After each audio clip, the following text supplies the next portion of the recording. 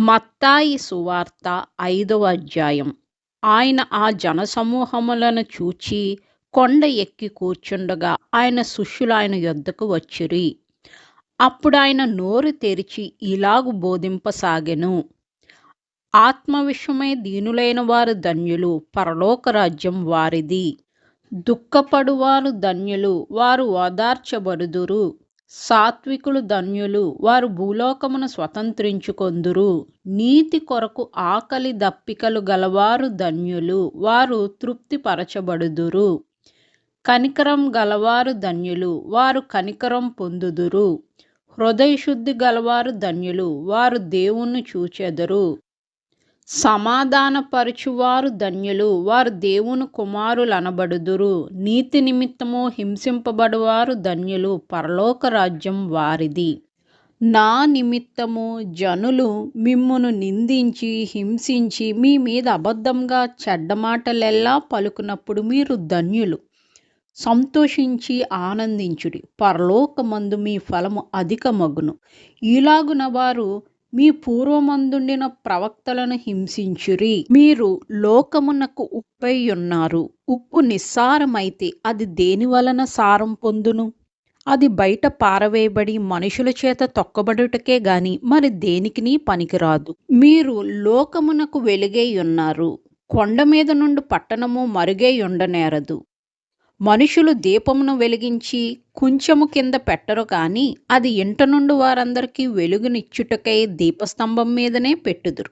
మనుషులు మీ సత్క్రియలను చూచి పరలోకమందున్న మీ తండ్రిని మహిమపరచునట్లు వారి ఎదుట మీ వెలుగును ప్రకాశింపనీయుడి. ధర్మశాస్త్రమునైనను ప్రవక్తల వచనములనైనను కొట్టివేయ వచ్చితనని తలంచవద్దు. నెరవేర్చుటకే గాని కొట్టివేయుటకు నేను రాలేదు. ఆకాశమును భూమియు గతించిపోయిననే గాని ధర్మశాస్త్రమంతయు నెరవేరు వరకు దాని నుండి ఒక పొల్లైనను ఒక సున్నాయి అయినను తప్పిపోదని నిశ్చయంగా మీతో చెప్పుచున్నాను. కాబట్టి ఈ ఆజ్ఞలలో మిగుల అల్పమైన ఒకదానినైనను మీరి మనుషులకు అలాగున చేయ బోధించువాడెవడో వాడు పరలోక రాజ్యంలో మిగుల అల్పుడనబడును. అయితే వాటిని గైకొని బోధించువాడెవడో వాడు పరలోక రాజ్యంలో గొప్పవాడనబడును. శాస్త్రుల నీతి కంటెను పరిసయ్యుల నీతి కంటెను మీ నీతి అధికము కాని ఎడల మీరు పరలోక రాజ్యంలో ప్రవేశింపనేరని మీతో చెప్పుచున్నాను. నరహత్య చేయవద్దు. నరహత్య చేయువాడు విమర్శకు లోనగునని పూర్వీకులతో చెప్పబడిన మాట మీరు విన్నారు గదా.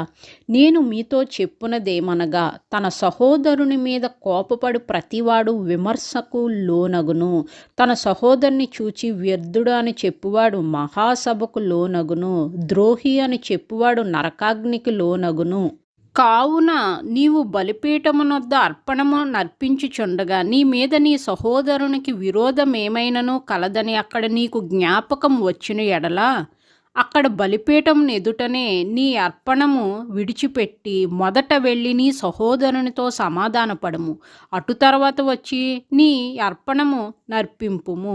నీ ప్రతివాదితో నీవును త్రోవలో ఉండగానే త్వరగా వానితో సమాధానపడము. లేని ఎడల ఒకవేళ నీ ప్రతివాది నిన్ను న్యాయాధిపతికి అప్పగించును, న్యాయాధిపతి నిన్ను బంట్రోతుకు అప్పగించును. అంతటా నీవు చెరసాలలో వేయబడదు. కడపటి కాసు చెల్లించు వరకు అక్కడ నుండి నీవు వెలుపలికి రానేరవని నీతో నిశ్చయంగా చెప్పుచున్నాను. వ్యభిచారం చేయవద్దని చెప్పబడిన మాట మీరు విన్నారు గదా. నేను మీతో చెప్పునదేమనగా ఒక స్త్రీని మోహపు చూపుతో చూచి ప్రతివాడు అప్పుడే తన హృదయమందు ఆమెతో వ్యభిచారం చేసినవాడగును. నీ కుడికన్ను నిన్ను అభ్యంతరపరచును ఎడల దాన్ని పెరికి నీ యొద్ద నుండి పారవేయము. నీ దేహమంతయు నరకంలో పడవేయబడకుండా నీ అవయవములలో ఒకటి నశించుట నీకు ప్రయోజనకరం గదా. నీ కుడిచేయి నిన్ను అభ్యంతరపరచును ఎడల దాన్ని నరికి నీ యొద్ద నుండి పారవేయము. నీ దేహమంతయు నరకంలో పడకుండా నీ అవయవములలో ఒకటి నశించుట నీకు ప్రయోజనకరము గదా. తన భార్యను విడనాడువాడు ఆమెకు పరిత్యాగ పత్రిక ఇయ్యవలెనని చెప్పబడి ఉన్నది గదా. నేను మీతో చెప్పునదేమనగా, వ్యభిచార కారణమును బట్టి కాక తన భార్యను విడనాడు ప్రతివాడును ఆమెను వ్యభిచారిణిగా చేయుచున్నాడు. విడనాడబడిన దానిని పెండ్లాడువాడు వ్యభిచరించుచున్నాడు. మరియు నీవు అప్రమాణము చేయక నీ ప్రమాణములను ప్రభువునకు చెల్లింపవలెనని పూర్వీకులతో చెప్పబడిన మాట మీరు విన్నారు కదా. నేను మీతో చెప్పునదేమనగా, ఎంత మాత్రము ఒట్టు పెట్టుకొనవద్దు.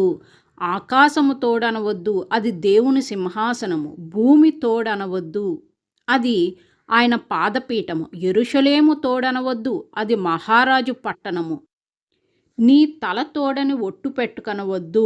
నీవు ఒక వెంట్రుకనైనను తెలుపుగా గాని నలుపుగా గాని చేయలేవు.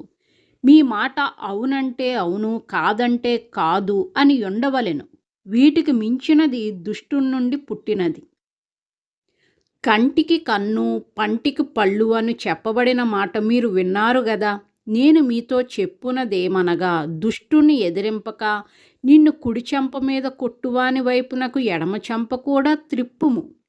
ఎవడైనను నీ మీద వ్యాజ్యం వేసి నీ అంగీ తీసుకొనగోరిన ఎడల వానికి నీ పైవస్త్రం కూడా ఇచ్చివేయుము. ఒకడు 1 మైలు దూరం రమ్మని నిన్ను బలవంతం చేసిన ఎడల వానితో కూడా 2 మైళ్ళు వెళ్ళుము. నిన్ను అడుగువానికిమ్ము. నిన్ను అప్పు అడగగోరువాని నుండి నీ ముఖము త్రిప్పుకొనవద్దు. నీ పొరుగువాని ప్రేమించి నీ శత్రువును ద్వేషించమని చెప్పబడిన మాట మీరు విన్నారు గదా. నేను మీతో చెప్పునదేమనగా, మీరు పరలోకమందున్న మీ తండ్రికి కుమారులై ఉండునట్లు మీ శత్రువులను ప్రేమించుడి. మిమ్మును హింసించు వారి కొరకు ప్రార్థన చేయుడి. ఆయన చెడ్డవారి మీదను మంచివారి మీదను తన సూర్యుణ్ణి ఉదయింపజేసి నీతిమంతుల మీదను అనీతిమంతుల మీదను వర్షము కురిపించుచున్నాడు. మీరు మిమ్మును ప్రేమించు వారిని ప్రేమించిన ఎడల మీకేమి ఫలం కలుగును? సుంకరులను అలాగు చేయుచున్నారు గదా. మీ సహోదరులకు మాత్రము వందనము చేసిన ఎడల మీరు ఎక్కువ చేయుచున్నదేమి? అన్యజనులను అలాగు చేయుచున్నారు గదా. మీ పరలోకపు తండ్రి పరిపూర్ణుడు గనుక మీరును పరిపూర్ణులుగా ఉండెదరు.